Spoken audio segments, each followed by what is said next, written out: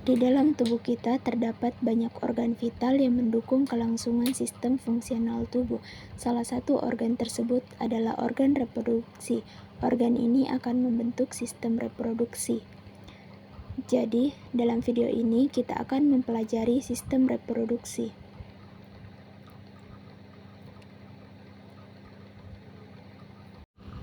Nah, teman-teman, kita tahu setiap jenis kelamin laki-laki dan perempuan memiliki bentuk, struktur, dan fungsi organ reproduksinya masing-masing. Kita akan membahasnya satu persatu. Yang pertama, struktur dan fungsi organ reproduksi pada pria. Organ reproduksi pria terdiri dari organ reproduksi luar dan organ reproduksi dalam. Organ reproduksi luar terdiri atas penis dan skrotum. Organ reproduksi dalam terdiri atas testis, saluran kelamin, dan kelamin kelenjar. Setiap bagian-bagian organ ini memiliki fungsinya masing-masing. Organ reproduksi luar yang pertama yaitu penis. Di dalam penis terdapat 3 rongga, 2 rongga bagian atas, tersusun atas corpus cavernosa dan 1 di atasnya corpus spongiosum. Corpus spongiosum ini akan membungkus uretra yang dikelilingi oleh pembuluh darah dan saraf perasa. Penis berfungsi sebagai alat kopulasi untuk memasukkan sperma ke saluran kelamin wanita. Organ reproduksi luar yang kedua adalah skrotum atau kantong pelir. Skrotum merupakan kantong kulit yang melindungi dan membungkus testis. Krostum berjumlah sepasang yaitu skrotum kiri dan kanan. Antara skrotum kiri dan kanan terdapat jaringan ikat otot polos yang membuat skrotum menjadi mengerut dan mengendur. Di dalam skrotum juga terdapat otot lurik yang mengatur suhu di sekitar testis agar tetap stabil. Pengaturan suhu ini berguna dalam proses pembentukan sperma yang memerlukan suhu sekitar 34 derajat Celcius. Pengaturan suhu dilakukan dengan mengkerutkan atau melonggarkan skrotum sehingga testis bergerak mendekat atau menjauhi tubuh. Selanjutnya, organ reproduksi dalam yaitu testis. Di dalam tubuh pria terdapat sepasang testis. Di dalam testis terdapat saluran-saluran halus disebut dengan tubulus seminivirus. Disinilah terjadi pembentukan sperma. Fungsi testis tersebut memproduksi sperma melalui proses spermatogenesis dan produksi hormon testosteron. Organ reproduksi dalam selanjutnya adalah saluran kelamin. Saluran kelamin pria terdiri atas epididymis, vas deferens, saluran ejakulasi, dan uretra. Secara keseluruhan, fungsi saluran kelamin ini menyalurkan sperma dari testis keluar tubuh melalui penis. Nah, inilah struktur testis dan saluran-saluran di sekitarnya. Yang pertama ada saluran vas deferens sebagai saluran yang dilalui sperma dari epididymis menuju vascular similis atau kantong sperma. Yang kedua, vas efferens mengeluarkan dan menyalurkan sperma ke epididymis. Yang ketiga, epididymis sebagai tempat pematangan dan penyimpanan sperma sementara. Yang keempat, lobulus sebagai kantong testis melindungi tubulus seminivirus. Yang kelima, tubulus seminivirus sebagai tempat pembentukan sperma. Dan bagian reproduksi organ pria yang terakhir yaitu kelenjar kelamin. Kelenjar kelamin berfungsi dalam menambahkan cairan kelamin untuk mempertahankan hidup dan gerak sperma.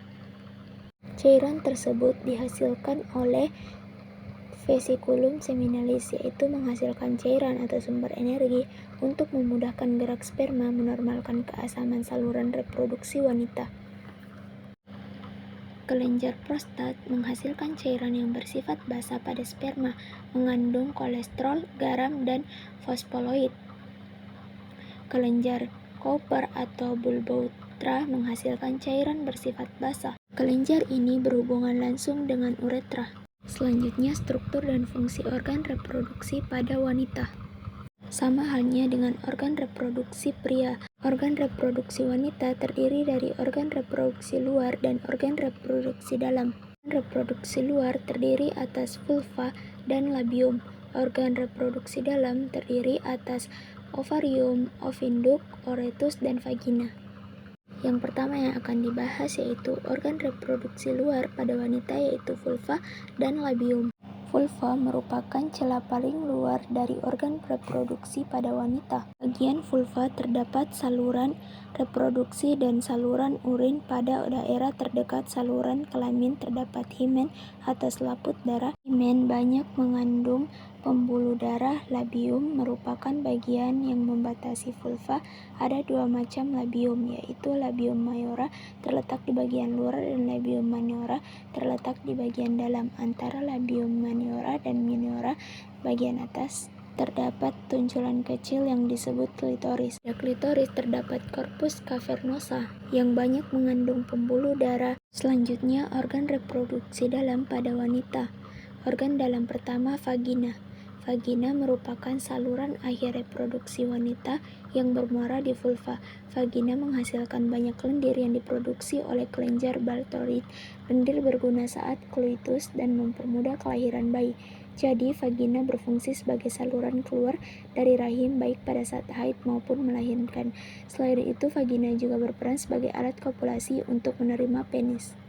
Organ dalam berikutnya, uterus atau rahim. Uterus merupakan rongga pertemuan oviduk kanan dan oviduk kiri. Bagian bawah uterus menyempit sehingga disebut serviks, mulut atau leher rahim. Bagian luar uterus dibatasi oleh dinding endometrium yang banyak mengandung pembuluh darah. Dinding ini akan menebal saat terjadi kehamilan. Uterus berfungsi sebagai tempat pertumbuhan dan perkembangan embrio. Selanjutnya, ovidum atau tuba fallopi. Oviduk merupakan sepasang saluran kiri dan kanan yang ujungnya membentuk corong yang disebut indufibulum. Pada indufibulum terdapat fembre atau imbrumbai untuk menangkap ovum. Tuba fallopi berfungsi sebagai tempat fertilisasi. Dan organ reproduksi bagian dalam terakhir adalah ovarium. Ovarium terdiri dari ovarium kanan dan kiri. Ovarium berfungsi sebagai penghasil sel telur atau ovum. Selanjutnya, mengenai proses pembentukan sel kelamin atau gametogenesis.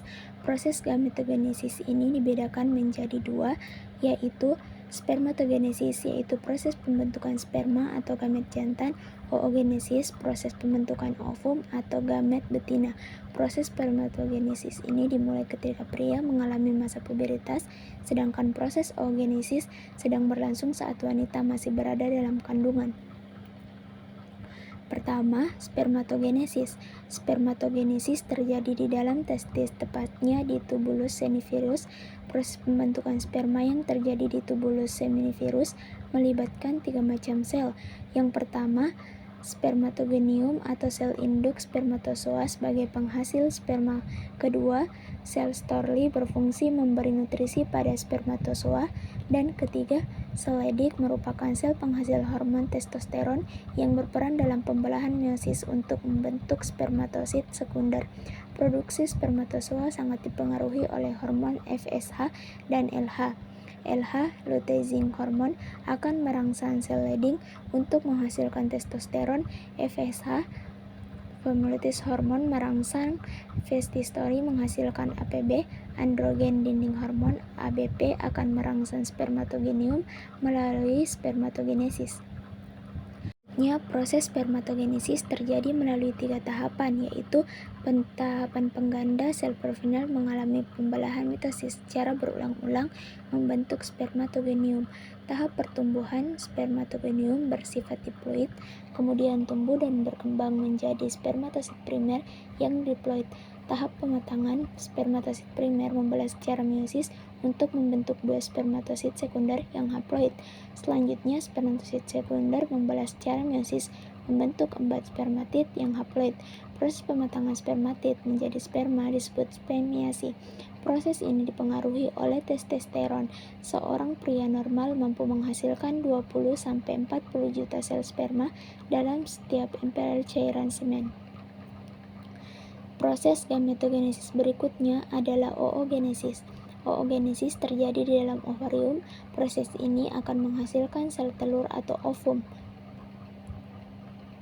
Oogenesis memiliki tiga tahapan, yaitu pertama, tahapan penggandaan terjadi dalam ovarium janin saat masih dalam kandungan.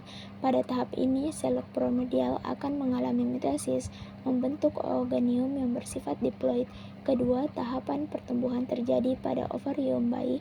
Ooganium akan mengalami pembelahan mitosis, membentuk oosit primer yang diploid. Oosit primer berada dalam keadaan dorman atau istirahat sampai anak perempuan mengalami pubertas.